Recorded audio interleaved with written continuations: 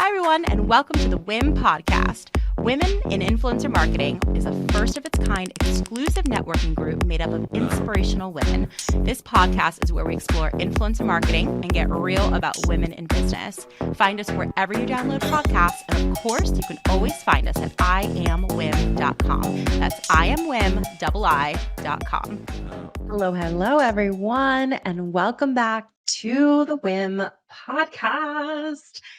This is Jessie Grossman. I am so happy to be here with you guys. Although this is not our first episode of 2023 by any stretch, it is our first guest interview of 2023. And I've actually had Mananya on my radar for quite a while. We connected during the pandemic through a mutual acquaintance. And she just really, really impressed me back then. And you'll see why today, because she's incredible. So, before we get into that interview, learning about her, I am so excited to remind you guys that we are doing so many in-person events this year, you guys. For someone who considers themselves naturally quite introverted, I've really been enjoying these in-person events. Real talk. I don't think that I would have been able to if it wasn't for a freaking pandemic. Pre-pandemic, I was like, yes, I want to be working from home. Being around so many people kind of drains me a little bit. But I gotta say, I think it has to be a product of the pandemic and just even I am enjoying in-person events and interactions with people. So we have been going pretty hard in that area. Of course, we had our New York event back in September. That was like our experiment. And experiment was successful because you guys really showed up. We had to cap it at 50 people just because of space limitations. And the feedback was just incredible. So we hosted another one in LA in January of 2023 this year. And that one was phenomenal. So we have another one coming up again in New York. Don't worry, we're coming to other cities, including perhaps Chicago, which is where Mananya is based. But our next one is here in New York, February 8th, and it's going to be phenomenal. We're in the midst of planning it all. So check the show notes for a direct link to attend. Members always get dirt cheap tickets. It's $10. It doesn't actually even cover our expenses, if I'm being honest. But I always want to get back to our members. So $10 really just ensures that you come. That's my hope. By spending $10, it guarantees you attending. But for guests, it's $50 a ticket. You can always join for $49 a month and get your tickets for the cheaper price. You can also, of course, join the VIP membership for the year, save even more money, get more for the VIP membership. Anyways, we've had a lot of people join this month, which makes me really happy. I think January is such a unique month, right? People want to hit up the gym or eat a little better, whatever your resolution is to yourself, whatever that looks like. I don't know. I'm very conflicted on New Year's resolutions. And by conflicted, I mean I'm not into them. But I bring them up because we've had a huge influx in members this month. I equate it to people are looking to invest in themselves in the beginning of the year and go hard for 2023. And, whether it's a WIB membership or investing in your mental health or your physical health or your spiritual health or just having more fun, being more present, whatever that looks like for you, I hope that you do it and call it something other than a resolution, because I feel like that will give you an infinitely better chance of sticking to it. So, our guest today, Mananya Komorowski, is from the incredible agency WEBER Shandwick. So, TikTokers, celebrities, YouTubers, thought leaders, and policy change makers. She connects incredible brands with incredible content creators and influencers. She creates, she builds departments, teams, hires talent, and loves being a mentor. She believes that partnership, self awareness, collaboration and integration are everything. Snaps to all of that. So she also leads Weber's diversity, equity, and inclusion influencer efforts and their mental holistic wellness program in the Chicago office, which is where she is based, called Mind, Body, Soul. That's amazing. She's worked on giant accounts for companies like Panera, Mars Chocolate, Anheuser Busch, PepsiCo. The list goes on and on. She was an absolute pleasure to chat with today. I hope you enjoy our conversation. And oh, wait, guys, hold on. For those of you who are watching on Spotify and YouTube, is it going to work? Is it going to work? Ah, we have a sign. Check this shit out. Ta-da! It says Women in Influencer Marketing. I know I talked about it in our last episode that I have this backdrop that I'm gonna get up. We got it up yesterday. I am trying to figure out how to get it to look a little better on camera, which is why I'm gonna turn it off for now, but you can see it in the background. And like, I have some incredible family members who really support the work that I'm doing. And I'm incredibly grateful for them because they hooked a girl up. Look how fun that is. Anyways, I hope you enjoy the improvements that we're making to the show. It's really just to bring you guys more information and hopefully in a fun way. All right, guys. So enjoy Mananya, our guest of the hour. I hope to see you at our New York event. And oh, you're going to enjoy this episode so much.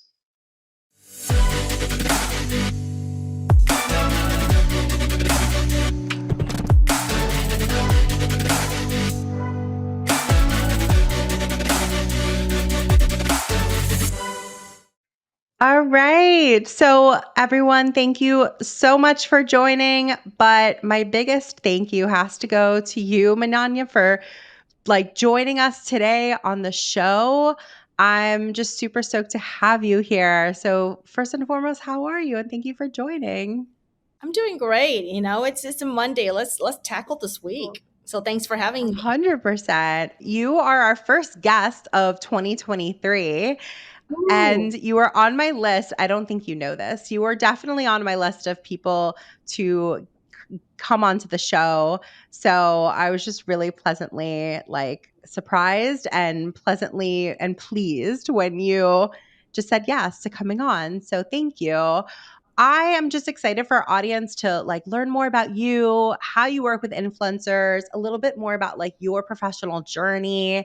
And so we're going to get into all of that today. And I think the best place to start, tell us how you on a day-to-day work with influencers, if you don't mind.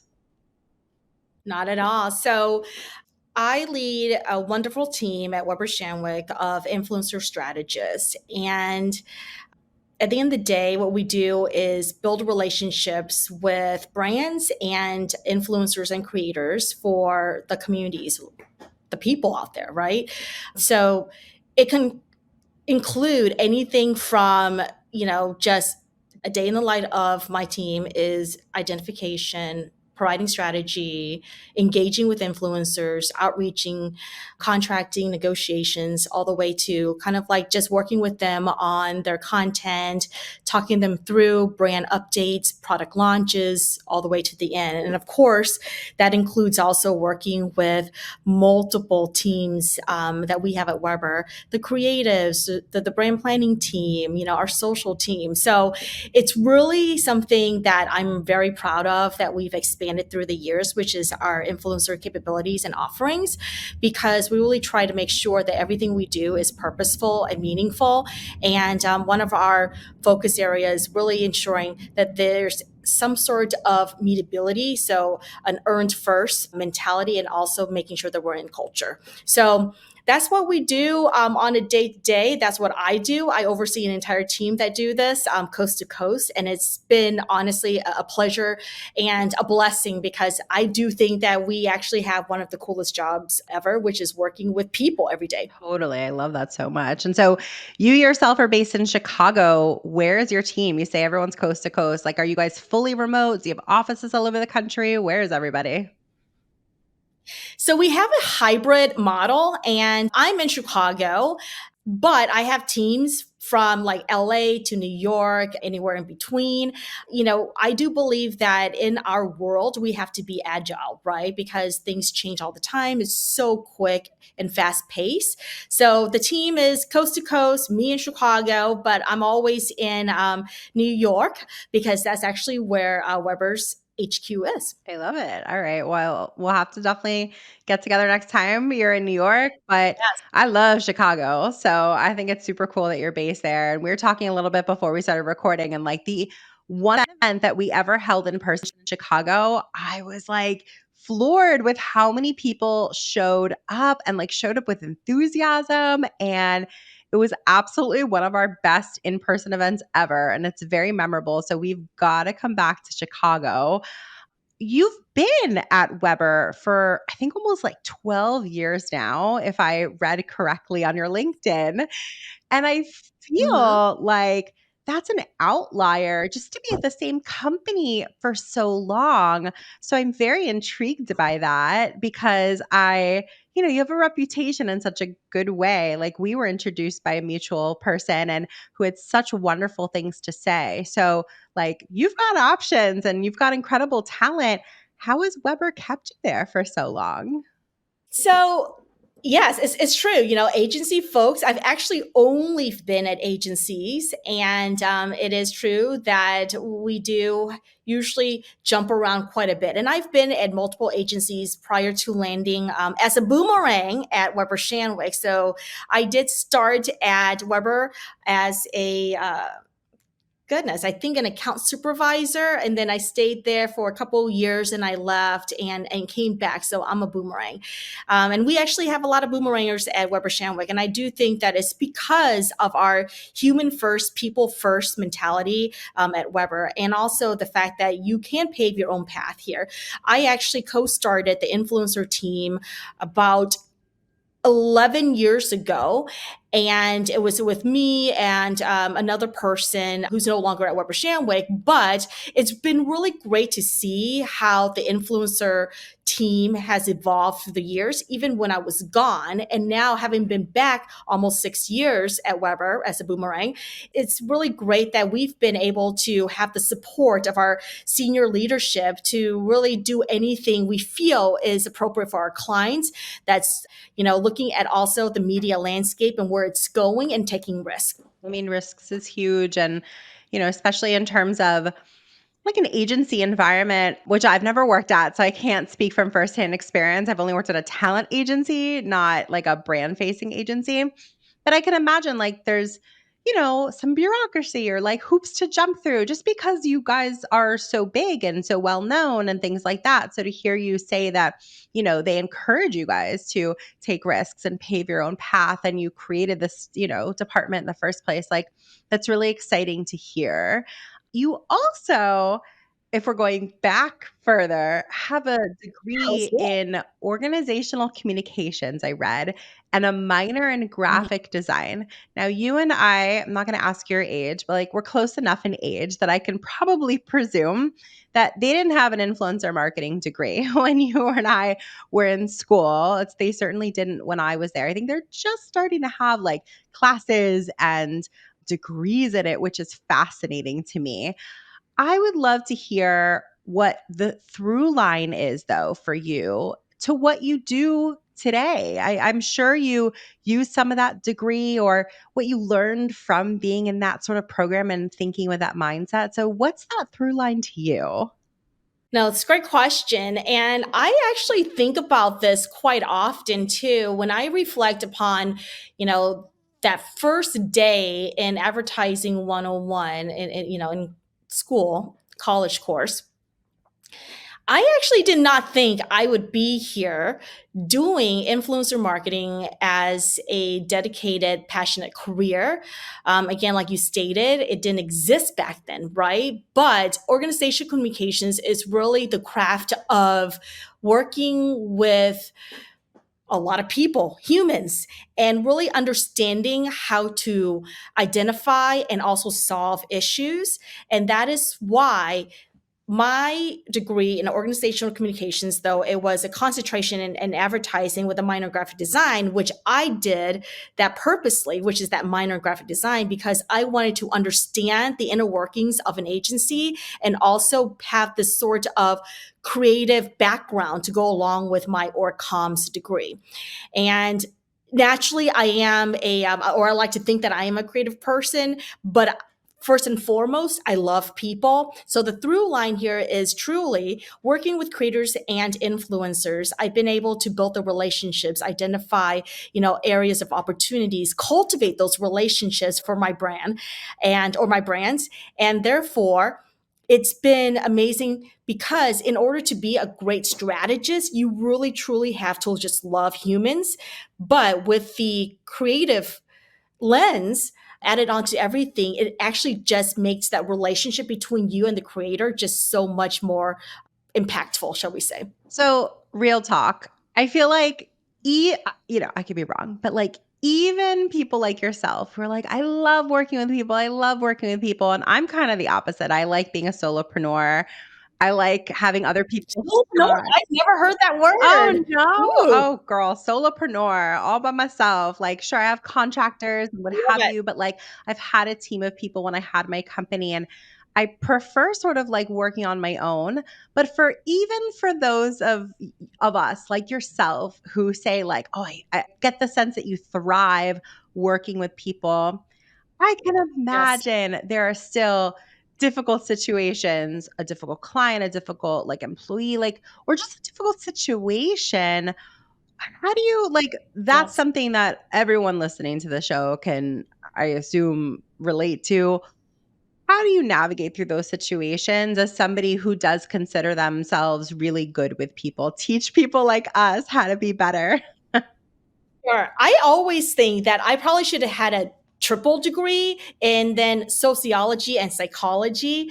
If you actually dig, or you don't have to dig that far into my Instagram or my social media, you'll see that I'm very spiritual. I love people, the good, the bad, the in betweens. Conflicts, maybe most like to run away from it. I like to go towards it, but really work up a plan in terms of how I'm going to show up, how I'm going to listen, and how I'm going to engage with said individual. So, with what we do in influencer marketing, yes, there are times where things kind of go sideways. And it's okay because once you connect with the other person, your partner, your creator, and you find what's really making them upset or what their needs are, and you kind of explain what your needs are too, you automatically become best friends. Automatically you become just two humans working towards an end goal together. So I do think that influencer marketing is so fascinating because it is a human relationship expertise that does require people to not do things transactionally and thinking that is identification, negotiations, contracting, go live, like, and rinse and repeat. To me, that's not what makes it mediable in terms of a brand being in market. It doesn't make the creators or influencers feel that they're giving their authentic selves to a partnership.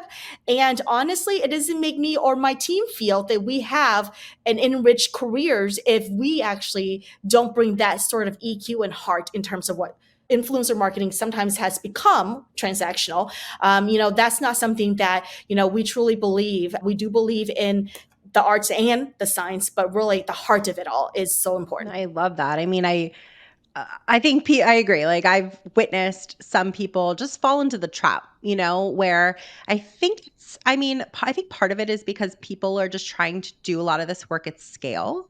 And so by nature Yes. of doing that, it almost has to become transactional because it's the only way to do it at scale. But I've said on this podcast before, and I mean it, it's so applicable to this conversation. I don't think influencer marketing should be done at scale because it's a relationship business. Exactly to your point. You can't scale relationships or else it just becomes transactional. So, no, I appreciate that. Like, if people are sort of falling into those traps, like, what could they Mhm. do? What should they look at? How should they maybe interact differently? There are any things that you guys do at Weber that like helps bring back, the human element to all of this? Yeah. So what's made us successful too in the past couple of years is what's old is new again, right? And that's not an agency secret of mine either. It's really knowing too that it's not a one size fits all, and that there's a time and place for everything. So there is a time and place for an at scale approach, set it and forget it. There is time for that. Again, those are probably more of your major media buys, perhaps. But what's old is new is that we're seeing the relationships coming back again, that those longer term partnerships. So way back in the day, right, we were doing one-on-one contracting, and it was okay, but things got a little bit more complicated. There's a lot more legalese, FTC, and so therefore, my suggestion is that, take a look at every brief as if you're seeing it for the first time. Don't rinse and repeat. And know that, yes, and at scale, initiative may be appropriate, but to go back to the basics, to go back to that relationship building is reserved for perhaps particular launches, perhaps for, maybe a non-consumer centric program. Who knows, right? But my suggestion here is take a look at every single brief and every single problem that you're trying to solve for a brand with a new light as if they're your first client ever. I love that. I also think it's like a good time of year to do that a little, right? Like I hope at least that we sort of like have left for the holidays and like gotten some time to like refresh, recharge, and have the Mhm. ability to come back and look at our work with fresh eyes. So I don't know. I'm also just thinking off the cuff, like, maybe in the middle of the year when you don't have that luxury because it's not the holidays, like maybe plan to take a vacation like midway through the year, like so you can very intentionally like separate that Reset. time and like Yeah. go away, escape, or like, we were talking before we started recording, like you've gotten really into like hot yoga these days. So like whether it's like a vacation or just like a every Friday go to hot yoga, like whatever it is for you so that you can come back with a fresh perspective and the ability to have that. I think that's important. When it comes to working with the influencers themselves, I sort of really want to focus on this conversation more this year on this podcast. So I think, it's seldom do these conversations do we talk about influencers as enough like do we I don't think we respect influencers enough, and I'm certainly not saying you. I feel like conversations that I've had with other people, they're a commodity, and they just there's an entity that needs to hit a deadline and produce content, and I don't know that we give them enough respect. My question is like everyone has a different approach for working with influencers. There are tons of different types of influencers, different partnerships. You manage a team. And so I can imagine that, as you're helping your team navigate their careers working in influencer marketing, you educate them a bit on, here are some different approaches to working with influencers in order to enable longer term partnerships or find the influencers that you want to have longer term partnerships with. So, what's your approach to working with influencers? Yeah. So I truly believe also in dynamic teaming. So making sure that, I have teams that have multiple passion points. They have their own lives outside of work because that brings a lot to the actual work for our clients and our agency. So my approach to working influencers is the same as my approach to creating a team for my clients, which is making their uniqueness be heard and stand out. First and foremost, if we have a people first culture, whether it's in an establishment, in a corporation, but also translate that to in our partnerships with influencers or creators, people first, that means that we have to listen to their needs. We have to allow and pave the path for them to succeed, right? We can't measure people by the same ruler. We cannot measure creators or influencers by the same ruler either. So therefore, my approach to working with influencers again is letting them speak first, hearing them out, letting them tell us what they want to do for a brand or for a product launch or to push out something. I'm not a robot. Influencers or creators are definitely not robots either. My team, they're not. We're all, again, back to we're humans. And so the approach is allowing the influencers or creators or your potential partners to be themselves and give them the creative ability to tell you what they want to do. Do not dictate first. Have them suggest what will resonate with their lives, their belief systems, their values, and their communities.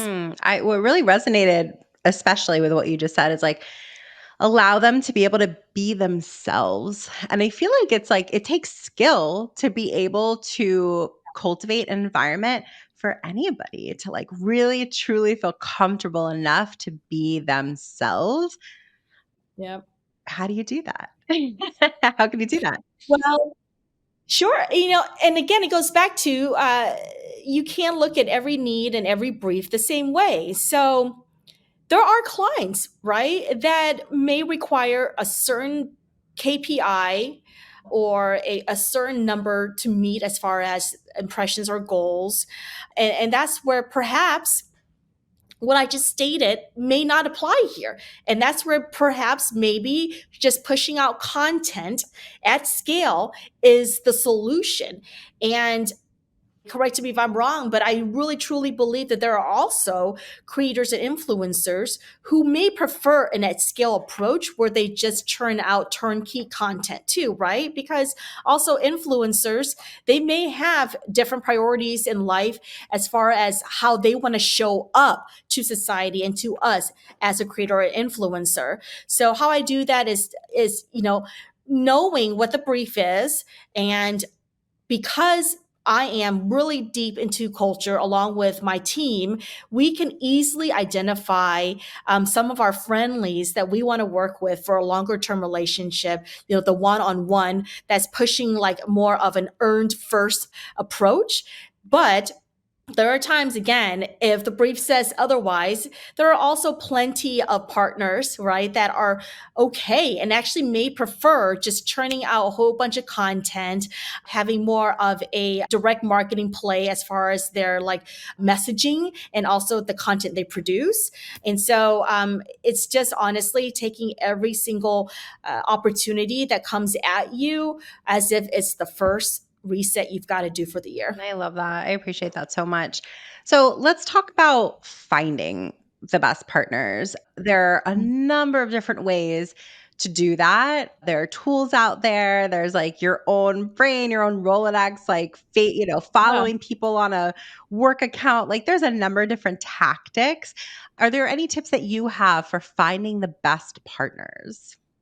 It's just that. It's also honestly communicating with each other too. So I'm still on text chains with, old colleagues that may have moved to a different company where we're just like, hey, looking for a sneakerhead that is X, Y, and Z. Any favorites of yours, right? I also tune into to your Facebook group too to also see what people are asking each other. And that's where we're able to kind of find the best partners, is not ignoring all of the tools in front of us, but kind of taking a look at the tools, technology, and conversing with one another and sharing what some of our favorite partners are. I mean, that's it. I mean, it seems daunting to someone that doesn't work in our industry, I think, but it's actually just so natural to us that we're looking at 8 different avenues or platforms or ways for us to actually identify the best partners for our clients. So the answer is use them all. And at the end of the day, we're so used to it that using all of these different avenues is just natural. It's just what you got to do to to try to find the best partner. But I will say this, it's also important to continuously be open to new influencers that come into the marketplace and know that their reach may not be high, and that is okay, because it goes back to, if you want a longer term real relationship, you're also responsible for telling your client why someone is worth the partnership, even if their follower count or reach is much lower than what they may want. So learning new influencers that come in the marketplace and meeting new ones all the time is a bit of a challenge sometimes too, because it is hard to keep up sometimes, because new partners, new managed services, new tools come up all the time. But however, that's just part of the game. And you just have to love what you do so that you see these things as not daunting. Yeah, there's a lot to unpack there, but I mean, I appreciate the notion of really I mean, what I heard you say is like, you use all the tools that are out there, you use each other, teams and communicate, and whether they're, currently on your team or you've just befriended them from formerly being on your team, but like continue to share information, use resources like WIM. Certainly our Facebook group is an awesome like resource, but what I also heard you say is when you find someone and you really just wholeheartedly believe that they're so right for this partnership, and it might not seem like such a no brainer, like it seems perhaps a little far fetched for one reason or another, especially in terms of reach. I can imagine that whoever's holding the purse strings might be like, I really want to make sure that my money stretches the furthest. But you want that as well, but you see it happening in maybe a different way, that you believe that, and you justify that, and you like stand Yeah. by it, and you prove your points. I think that's the side of maturity, of like being around in the industry for long enough to be able to have the confidence and the skill to be able to facilitate that. I'd love to hear, like, dig into that a little bit more, because another question that I wanted to talk about is if you Sure. have any tips for retaining clients, keeping them happy. And of course, what we're talking about is like, being like, of course your goal is to make your client happy, but you might be pushing something that might not sit well initially with them. How do you manage those conversations, and what do you do to retain clients? It takes a lot of conversations sometimes to educate and bring your clients to a journey where they feel comfortable to take risks. We also have to remember that we have to meet our clients where they're at too, right? Because every organization has a set of systemic rules and regulations or ways of doing things. So it is nearly impossible to change one's point of view, let alone an organization overnight. So in order to retain your clients, remember that you have to meet them where they're at in their journey and speak to their listen. But also, as a duty of mine and my role at Weber Shandwick for our major clients, our mid tier to our lower tier clients, is that I'm here to educate and also provide pioneer thinking and trends to where I believe the industry will go and where they should take the risk and pilot things. So never, ever force your POV onto anyone, let alone a client, without making them feel that they can trust you. And they will only trust you if you listen and understand what some of their internal challenges are with their other stakeholders, but be resilient and tenacious as far as educating, but pioneer some pilot programs and tests that they could do. And even if it doesn't net where both parties feel it should have, it's okay. That's a step towards risk taking and changing a systemic operation. And within time, something will come of it. And in influencer marketing, it's been moving so quickly in the past couple of years, and it's only going to get bigger, and it's going to shift and change and look a little different, even probably by Q2. So therefore, continue to just educate the clients. Do not let your frustrations and your own biasness get in the way, because for me, at the end of the day, my clients have the final say so. I'm here to facilitate where they could be in an in culture society. But if they aren't ready for it, there's next week, there's next month, next quarter, next year. Yeah, dang, that was good. I feel like we could stop this podcast right now. I'm sitting here, like, taking notes. I'm like, "Oh, that was good. That was really that was Good thing you had the recording. good." Yeah, right? That was good. I'd love to get into a little bit about, we're in this very interesting time of year. We're done with 2022, moving into 2023. There's a lot of planning and the beginning of hopefully a very successful year. You are at a wonderful agency who has tons of awesome clients. And I think what's one of the many things that is unique about that is your perspective, right? Every client's a little bit different, strategies change and evolve, and each client has different needs. So you probably, and it sounds like, I love hearing the words, risk taking. It sounds like you've done a lot of that and experimentation to be able to discover what's hot, what's successful. So, what was hot and successful for you guys last year that was so much so that you think it's important to parlay into 2023?